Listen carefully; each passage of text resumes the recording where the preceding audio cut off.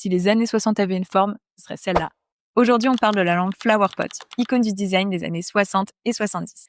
Cette lampe a été créée en 1968 par le designer Werner Pantone. Et non, rien à voir avec la peinture. Werner Pantone, c'est une figure du design danois du XXe siècle. Il était vu comme un visionnaire de la couleur et il est à l'origine de nombreuses pièces de design super connues, comme celle-ci et celle-ci.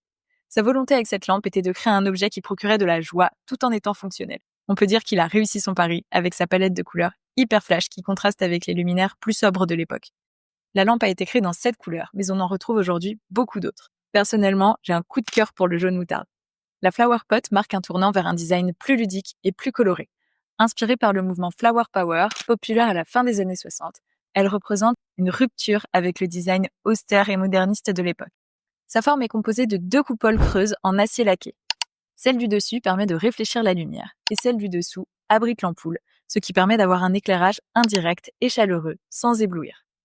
À l'origine, elle a été créée en suspension, mais il y a eu plein de variantes, comme la lampe à poser qu'on voit beaucoup, mais aussi l'applique qui est un peu moins connue. Aujourd'hui, la Flower Pot est rééditée par le fabricant danois N Tradition, et on la retrouve encore beaucoup dans les intérieurs actuels. Signe que son design intemporel traverse les décennies. Si toi aussi tu aimes cette lampe, alors tu aimeras sûrement ma collection de bijoux inspirés par son design. Alors abonne-toi pour en voir plus.